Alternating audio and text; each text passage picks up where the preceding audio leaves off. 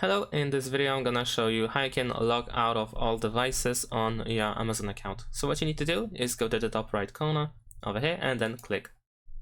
Now go to login and security. Over here you have compromised account. Click start.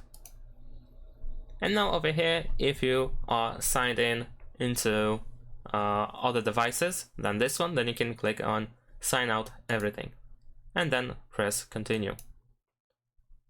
Now every device has been logged out except for the one that you're using right now.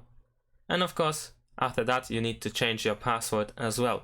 So you can either click on change password over here, or you can simply go back to amazon.com and then start or just continue using your account.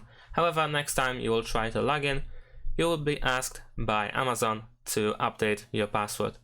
And that's it. Thanks for watching. Leave a like and subscribe to my channel, and see you in my next videos. Bye.